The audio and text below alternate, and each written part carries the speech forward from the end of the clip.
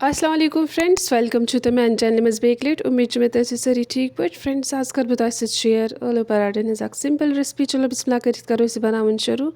ये बनाने खतर मे लक्चत ٲلوٕ निम्स वन त्रा बह प्रेशरस मज अत दिम बह स्टीम। यपर ओन मे मोदोट यह अड़रावन बह तमेथ अत त्रो मे सगबोल आब बे त्रो मे अत मज नून रलाव यम असल पे। आज वंद तो आलू पराठन ज़्यादा मज़ लगा वंदस मज बनानस। ओट आव मंड वन था बह ठांड पे लगभग थान बे 20 मिनटस इथे कन।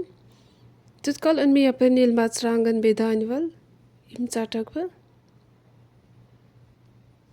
ٲلوٕ कड़ मे प्रेशर मज नबर यम आय सुन। वन करो ٲلवन चमचह सत मैश थोड़ा। वन त्रा बह मे सारी मसाल यम मसाल ते गरस मज मर्चरांगन आसन बाकी मसाल आसनो ते ये दानवल बे नील मर्चरांगन यम अत मज ज़रूरी यम चीज़ ऐड कर। तो वन रलाव यम सारी चीज़ असल पे बे त्रो अत मज नून। वन यपर चोच बनावन इत कन चोट बनावन तिथे कन बड़ बड़ यम जन यम बनावन गोल गोल बड़ बड़ बनावन।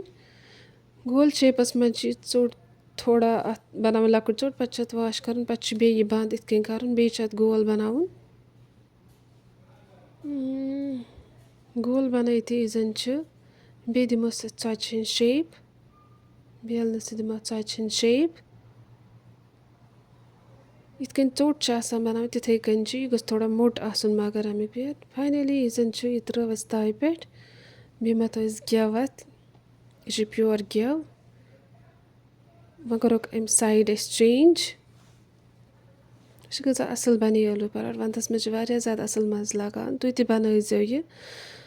तो इथे कन सन यह आलू पराठे जन गई तैयार तुम गई असल बने अगर तुम सन रेसिपी पसंद आई सन चैनल कर ज़रूर सब्सक्राइब शेयर लाइक कमेंट बे बन तुम रेसिपी आज वंदस में बाकी पन थो ख्याल। अल्लाह हाफिज़।